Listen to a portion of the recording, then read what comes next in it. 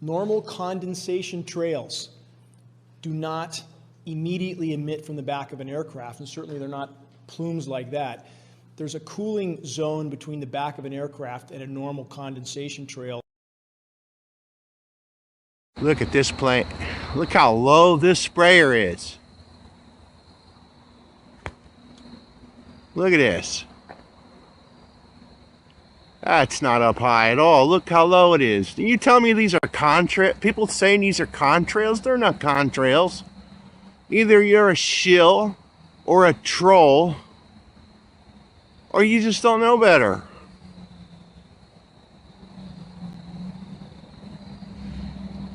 Look at this. Now, what possible reason could they spray that low? Why are they spraying that low? There's no zoom. That's just straight on.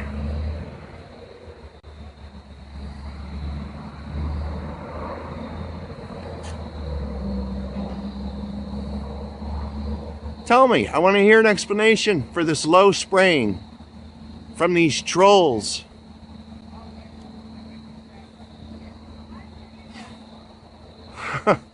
Because you don't have one.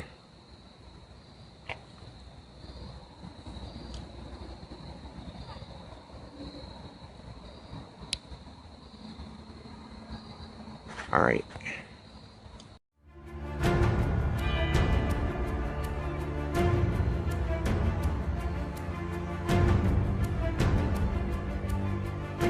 Global geoengineering operations are an undeniable reality.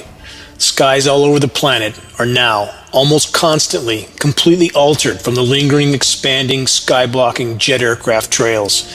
The official narrative that this is all just condensation is a verifiable lie. Look closely at the characteristics of the jet aircraft dispersion captured in this short video. First, the inside left particulate dispersion nozzle appears to be misaligned. Thus, the dispersion trail is not parallel to the other three dispersions from the aircraft. The atmospheric wake of the aircraft pulls the particulate dispersion into a swirling pattern with an appearance very similar to smoke. Why? Because smoke is a particulate, the same as what is being dispersed from jet aircraft as part of the ongoing global solar radiation management operations.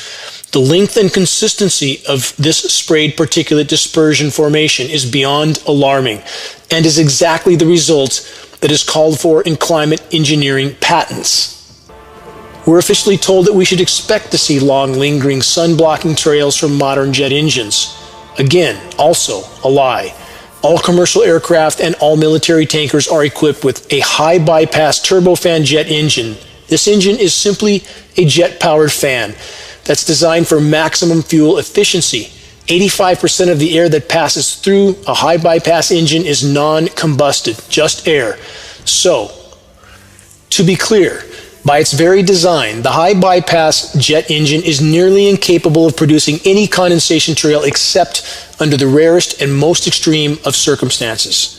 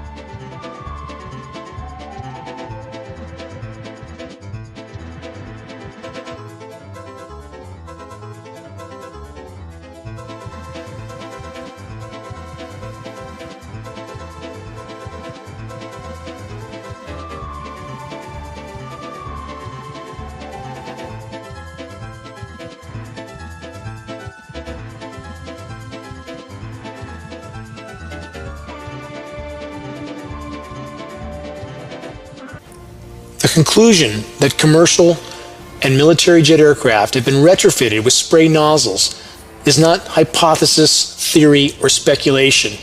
It's a verifiable fact, which photographic and film evidence proves beyond any shadow of a doubt.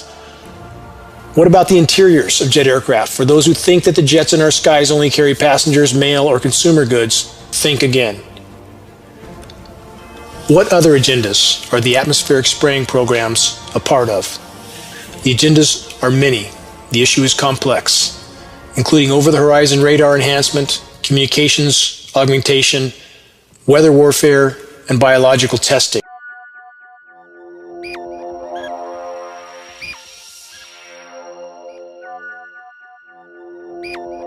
The ongoing climate engineering atrocities in our sky.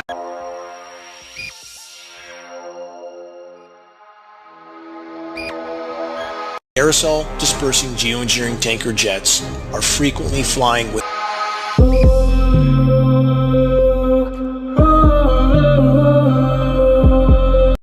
can clearly see the near constant atmospheric particulate spray.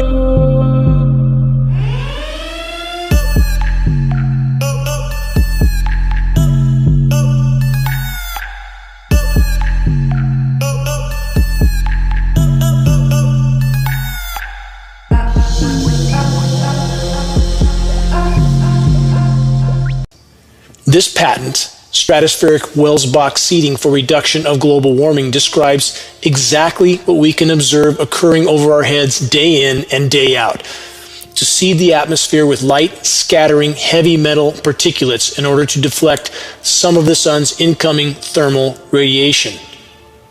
This science publication diagram clearly shows a jet aircraft spraying particulates into the atmosphere. This is so-called solar radiation management. But at what cost to the planet as a whole does this so-called management come? Though climate engineering can create short-term cool-down zones, it comes at the cost of further fueling the overall planetary meltdown that is accelerating by the day. We're told by official sources that the humidity in higher elevations is conducive to, quote, condensation trail formation. This, again, is a blatant lie. Atmospheric humidity plunges to near zero at higher elevations. Higher elevation atmospheric humidity is precipitously declining, making already extremely dry higher elevations even drier. The light-blocking, evaporation-disrupting, moisture-absorbing desiccant materials used in geoengineering operations are fueling this drying out of the upper atmosphere. Every breath we take contains the toxic fallout from the ongoing climate engineering operations.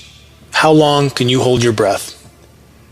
Mainstream publications are increasingly being forced to address the question of geoengineering because the climate engineering crimes are now becoming all but impossible to cover up in plain sight. Do your part in the battle to expose and halt the climate engineering insanity. We must reach a critical mass of public awareness. That's the only way forward in this fight. Share credible and verifiable data with those around you. Ask them to do the same. Make your voice heard. This is Dane Wigington with geoengineeringwatch.org.